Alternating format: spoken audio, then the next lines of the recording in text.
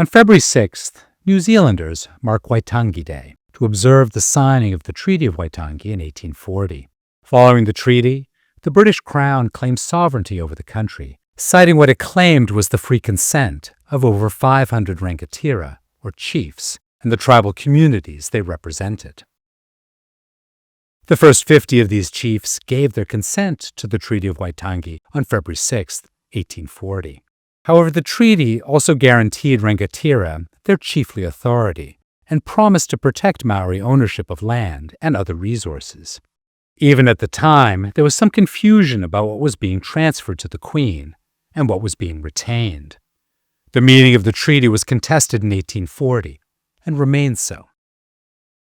Since 1840, New Zealand has evolved from a British colony to an independent nation-state, becoming increasingly diverse, with over a quarter of its population today born overseas. As New Zealand's national day, Waitangi Day now needs to serve as a symbol for all these different communities. In contrast with other countries, New Zealand does not have a clear-cut founding date. Unlike Australia, New Zealand was not created as a result of separate colonies joining in a federal union, and, unlike the United States, it never experienced a war of independence. There are no points in time when New Zealand formally separated itself from Great Britain or established a new constitution. The only anniversary of national origins that includes the European population must go back to 1840, when William Hobson arrived to be the first governor, and colonists stepped ashore to establish their own settlements. But which day in 1840? Wellington and Auckland have two holidays in the weeks prior to Waitangi Day. These anniversary days, as they are called, are associated with the Wellington and Auckland provinces. Although the provinces were abolished in 1876, the holidays themselves live on. Wellington's anniversary day celebrates the arrival in January 1840 of the first group of settlers sent by the New Zealand Company as part of a grandiose scheme to colonize the New Zealand Islands. Auckland's anniversary day marks Hobson's arrival in New Zealand a week before the treaty was signed. Auckland's anniversary day has been celebrated since 1842. In contrast, Waitangi Day was only made a national public holiday in 1974. Originally, the government designated the day as New Zealand Day, in the hopes that it would become a unifying event that brought together Maori and non-Maori in the celebration of the country's increasing multiculturalism. But Maori were not prepared to give up on the day's association with the treaty, and it soon reverted to Waitangi Day. Far from being a source of unity, Waitangi Day quickly became associated with a growing indigenous protest movement. Some New Zealanders wanted to remember the Treaty of Waitangi for the promises made to their ancestors, promises broken almost as soon as the treaty was signed.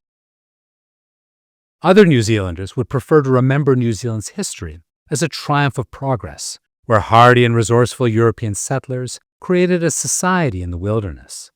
For them, the treaty was either irrelevant or an embarrassment. These divisions are as old as the Treaty of Waitangi itself. The treaty marked a high point in British humanitarianism when the movement that had successfully achieved the abolition of slavery in the British Empire in 1833 turned its attention to the plight of Aborigines.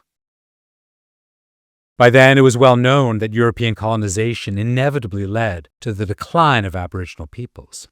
In a major inquiry by the British Parliament in 1837, a commission determined that further colonization should not take place because of the risks to indigenous peoples. Their rights to life, property, and sovereignty were sacrosanct. Unfortunately, this enthusiasm for the rights of Aborigines occurred just when others in England decided that large-scale colonization might just be the solution to social and economic problems of the day.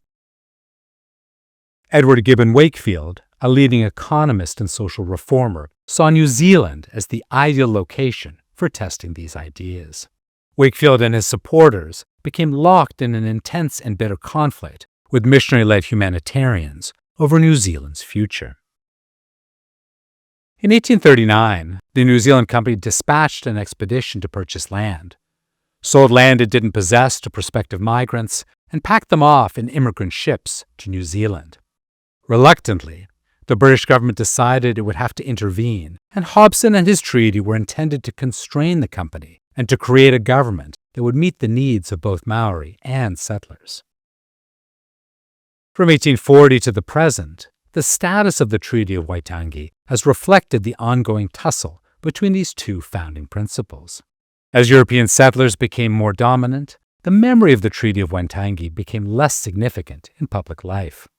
When governments were forced to acknowledge it, they interpreted it as evidence of benign colonization.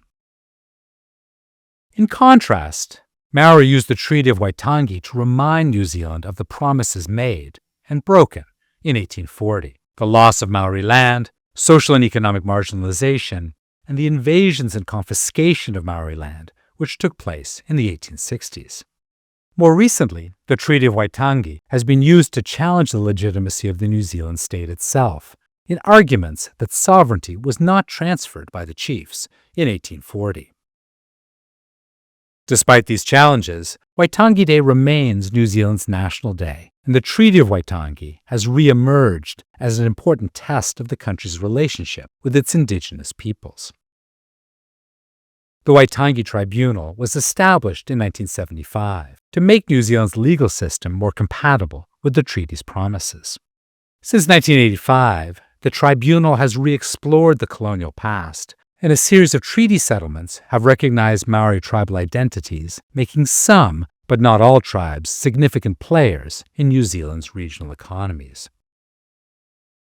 For some, Waitangi Day has gained new importance. It is a symbol of how far the country has come since 1840. For many Maori, Waitangi Day is a reminder of how far the country has yet to go. At least, once a year, the treaty can no longer be completely ignored.